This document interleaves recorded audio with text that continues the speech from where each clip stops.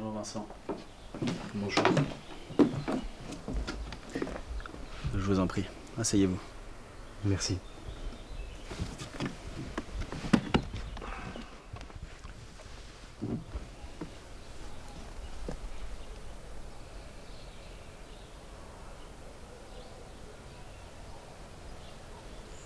Vous savez pourquoi j'ai voulu vous voir?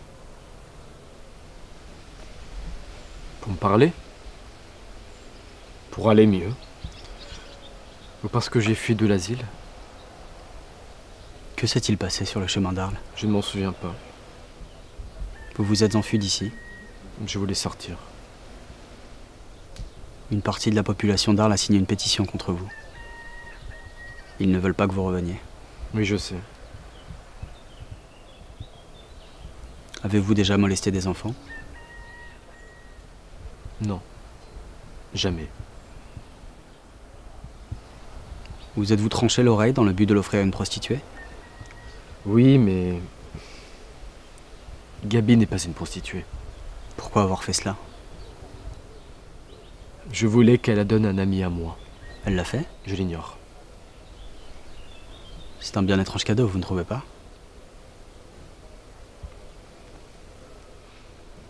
Vous arrive-t-il d'être en colère parfois?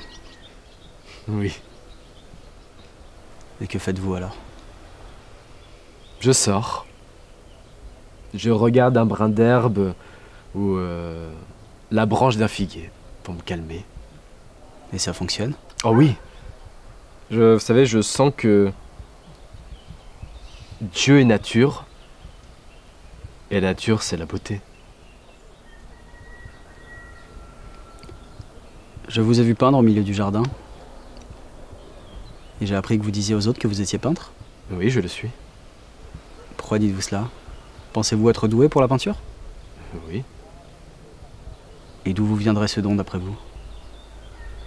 Diriez-vous que Dieu a fait de vous un peintre? Je dirais que oui. C'est après tout le seul don qui m'est offert.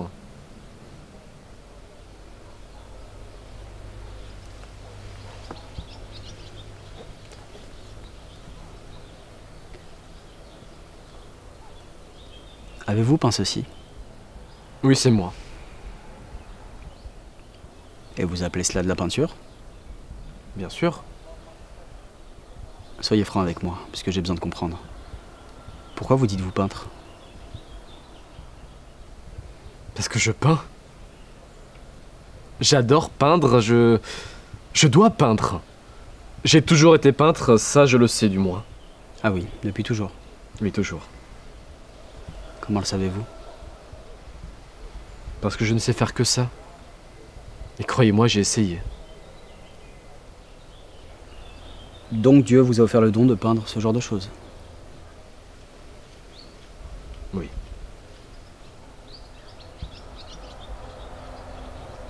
Mais ne voyez-vous pas que... Regardez attentivement, s'il vous plaît. Je ne veux surtout pas vous froisser, mais... Ne voyez-vous pas que cette peinture est... Comment dire? Horrible et disgracieuse?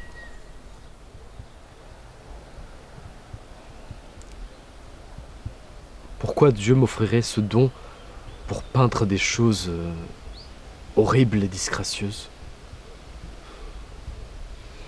Parfois, je me sens si loin de tout. Avez-vous déjà vendu des tableaux? Non, jamais. Donc vous êtes pauvre? Oui, assez pauvre. Comment vivez-vous?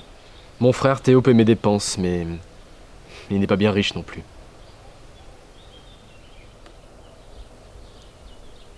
Si je vous suis, Dieu a fait de vous un peintre pour que votre vie soit une éternelle souffrance.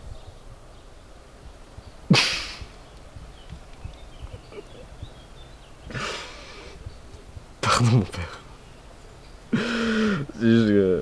Je n'avais jamais vu les choses ainsi. Et comment les voyez-vous, ces choses? Parfois, je me dis que... Oui. Que peut-être... Enfin... Peut-être, hein. Peut-être... Je suis né à une mauvaise époque. Que voulez-vous dire? Peut-être que Dieu m'a fait peintre pour des gens pas encore nés. C'est possible. Il est écrit, la vie est faite pour semer, la récolte vient après. Et moi je peins avec mes qualités et mes défauts.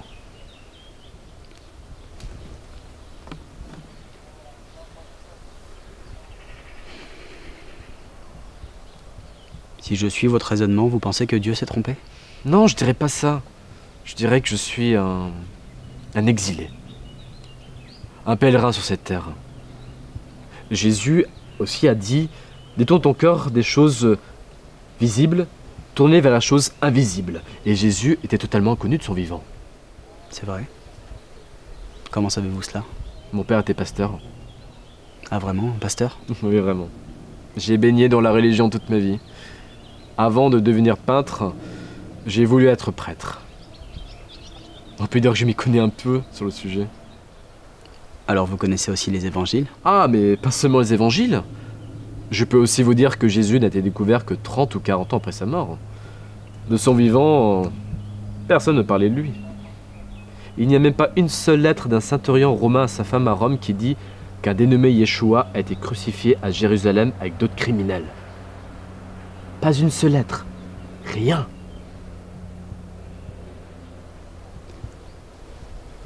Vous savez, mon travail est d'estimer si vous êtes assez remis pour pouvoir partir d'ici.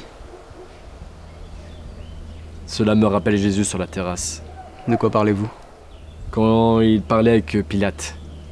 Qui d'ailleurs, si on en croit ce qui a été écrit, ne voulait pas le crucifier en fait. C'était le peuple. D'accord. Nous pourrons parler de cette théorie une autre fois. Pilate ne voulait pas le crucifier.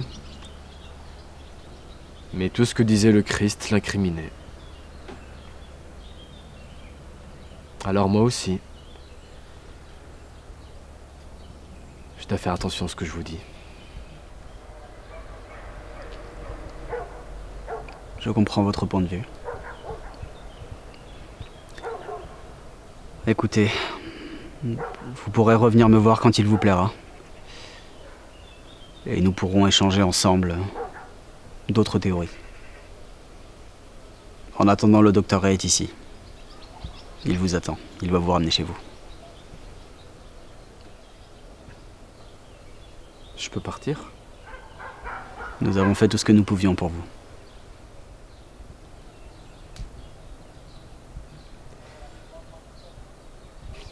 J'espère que je suis prêt.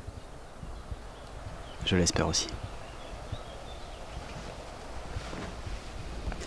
Bonne continuation.